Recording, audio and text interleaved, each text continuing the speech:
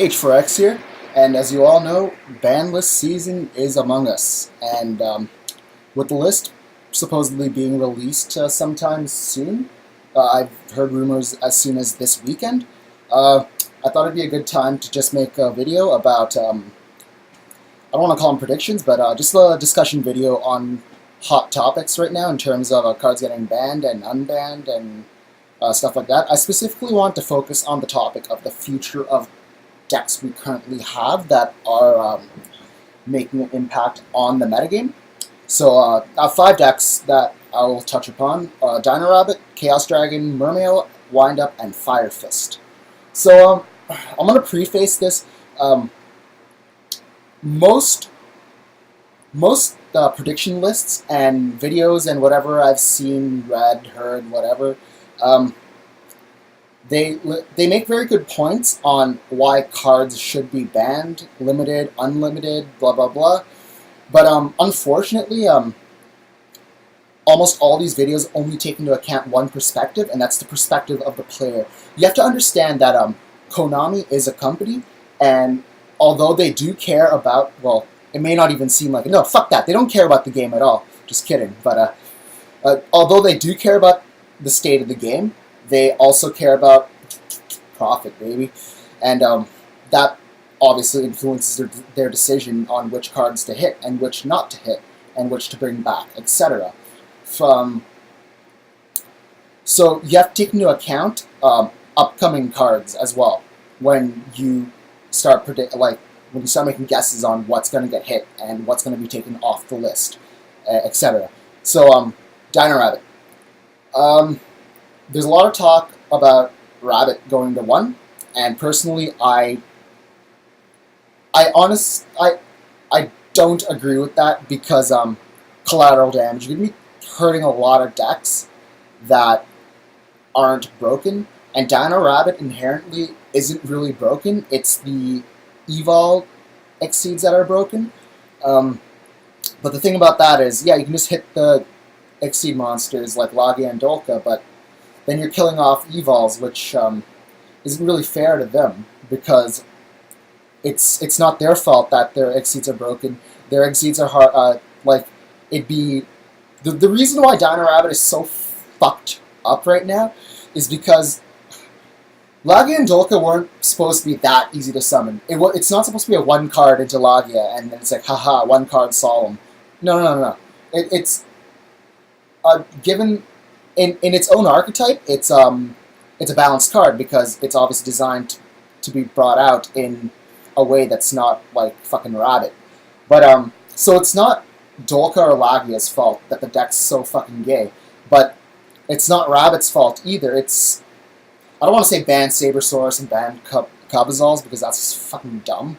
But I'm gonna just go on a limb and say I don't know what the fix is to this to Dino Rabbit, the problem right now. And I do agree that it's broken. Rabbit at 2 did calm it down a bit, but like if you open Rabbit, it's still fucking gay to play against. So I'd say the wiser decision is to just hit Lagia and Dolka to 1. That way, after you get rid of it, it's gone. But that doesn't leave Evols dead in the water as an archetype. And that also leaves I think Rabbit at 2 is a great number, just like Tour Guide, because they're very, very, very, very fucking powerful cards. But at 2, you don't see it as much, so you don't get those ridiculously gay combo plays that we all came to hate.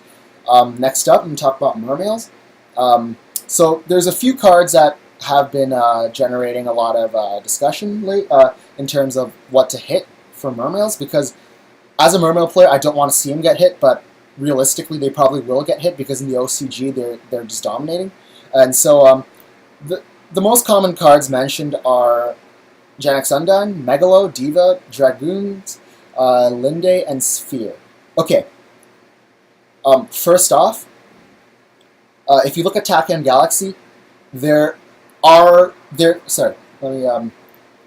more Mermail support and more Atlantean support coming out in Tachyon Galaxy. So let's say I'm Konami for a second.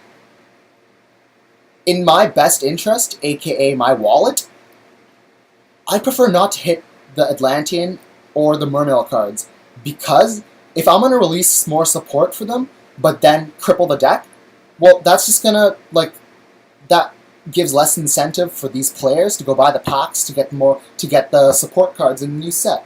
Because if I kill the deck right now, or make it, like, crippled and less playable, no one's going to want to go out and buy the pack to get the support cards that are coming out. So, like, if I'm Konami, it's in my best interest not to touch any of the Mermail or Atlantean cards. So I'm going to go on a limb and say that we probably won't be seeing any of the Mermail or Atlantean cards being hit. So yes, that means Megalo's not going to get touched.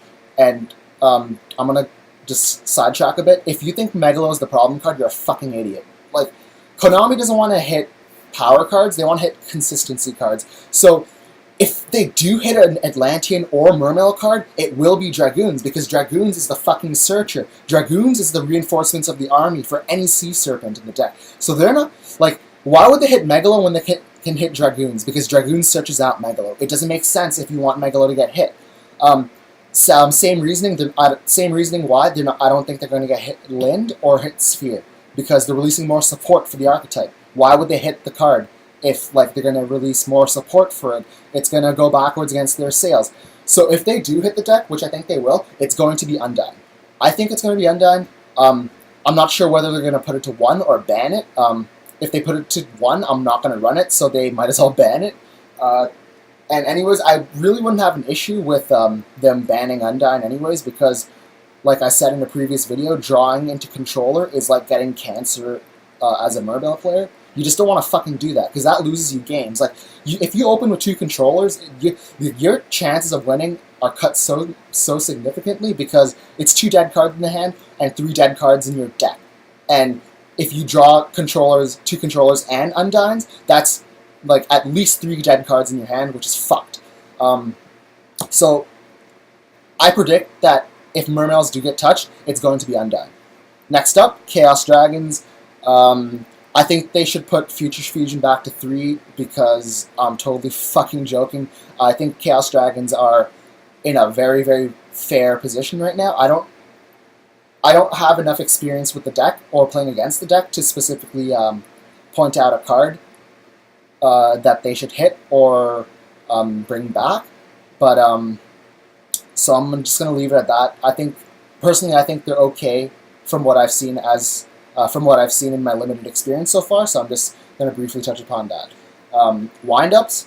Okay, so there's talks about Magician, Shockmaster, Shark, and Factory.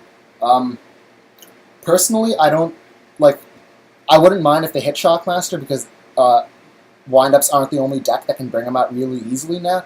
Before, triple material cards were kind of harder to bring out, but now with the broken special, like, now that you can special summon 20 times in the same fucking phase, it's like 3 materials is nothing now. Hell, fucking Thunder Family throws out Shockmasters like nothing. I love Thunder Family now, too.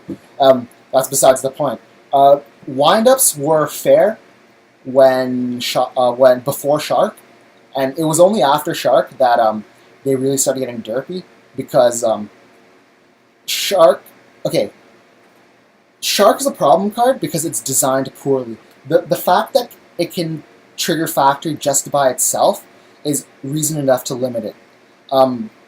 So really, the problem cards in Windup aren't Magician, Shockmaster, or Factory. It's Shark, because Shark is what enables these OTKs. Would you rather open with Magician Shark or like Magician Rat? You'd rather have the Shark, or would you rather? Or third option, Double Magician, which is fucking dumb. You'd rather get the Magician Shark, because that in itself can start facilitating a combo, because you can in the same turn you can just trigger your Magician, and people can argue that Magician is a problem card because it can summon itself, but the reason why Magician became such a problem is because just 2 cards and you can start triggering your Magician. And like before, you had to set up the Magician plays, which allowed your opponent to see it coming and brace themselves for it. Whereas like turn 1 Magician Shark, wow, Shockmaster, it's dumb. So Windups, I think they should hit Shark, and I guess they could hit factory too, because factory does give them like unending advantage, which is also retarded. It's along the lines of like, it's nowhere near as broken as gateway of the 6, but it's along the lines of the same idea behind the card and how it works. So I don't know whether or not they should hit it, but definitely I think I can see Shark getting hit next format. And last up, Fire Fists. They're really, really balanced. If there's any card that should be hit, I think it should be Tenki. But as I did say and iterate before, they are releasing more support for Fire Fists in the upcoming sets. So I honestly don't see Fire Fists getting hit at all. And they did just get released, and so they need to have their couple of months of brokenness before Konami decides what they want to do with them. But anyways, I know I rambled a lot and I tripped over some words, and I apologize for that. But I want to keep this video under 15 minutes because a lot of my videos are very, very, very, very, very, very lengthy. So I want to try to work on cutting down on the times that my videos take up. But yeah, that's just the small discussion I wanted to bring up. Don't forget to rate, like, subscribe to the channel, and comment on the video if you. And let me know what you guys think about my predictions and your predictions. And you can just leave your thoughts. You can inbox them to me, or you can just leave them in the comments below. And if there's any topics you'd like me to cover, or any decks you'd like me to build and profile or test out, feel free to ask in the comments or in the inbox. Or I kind of want to get a Facebook page started up, but that's going to require a few more subscribers. I don't think 10's going to cut it yet, but I am having a lot of fun making these videos. And like I did say in one of my previous videos, I don't give a fuck about how many subscribers I have. If only one of you actually watches my videos, that's fine. I'll make videos just for you. Feel special, don't feel special, whatever. It's all good in the hood. Yep, so peace out, take it easy, and I hope you all have great days.